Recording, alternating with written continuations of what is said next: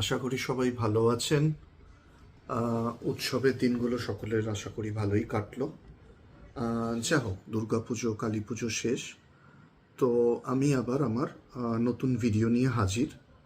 তো এই ভিডিওটা প্রথমেই বলে রাখি একটু লম্বা। এই ভিডিওটার শীর্ষক হচ্ছে যে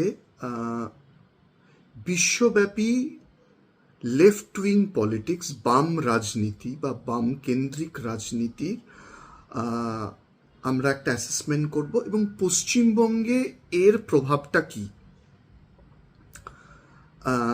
তো প্রথমেই বলে রাখি, এটা মানে পৃথিবীতে এবং ভারতে এবং বিশেষ করে পশ্চিমবঙ্গে কমিউনিস্ট আন্দোলনের যে মেজর ইভেন্ট সেগুলো নিয়ে আলোচনা, এবং আজকের দিনে এই ভিডিওটা কেন ইম্পর্টেন্ট এইটা জানান দেওয়ার জন্য যে আজকে পশ্চিমবঙ্গে রাজনৈতিকগত পরিবর্তন করতে গেলে তৃণমূলের সাথে রাজনৈতিক বিজেপির লড়াই বা বিজেপির লড়াই সিপিএমের সাথে বা সিপিএমের লড়াই তৃণমূলের সাথে, এটার থেকে অনেক আগে যে লড়াইটা বিজেপিকে বা যেই ক্ষমতায় আসুক, এক্ষেত্রে বিজেপি কারণ number one opposition party BJP, সেক্ষেত্রে চেঞ্জ হলে বিজেপির আসার চান্সটাই বেশি। সেক্ষেত্রে বলি, যদি বিজেপিকে আসতে হয় তাহলে এই মানে গত 50-55 বছরের যে কমিউনিস্ট গার্বেজগুলো, সেই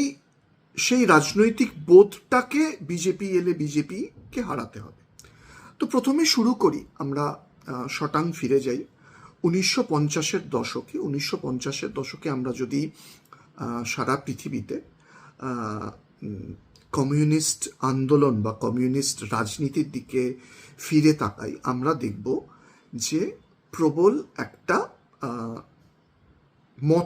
মতপার্থক্য তৈরি হয় চায়নার মাও জেডংয়ের সাথে স্টালিন পরবর্তী বা স্টালিনের শেষ সময়ের রাশিয়ান কমিউনিজমের।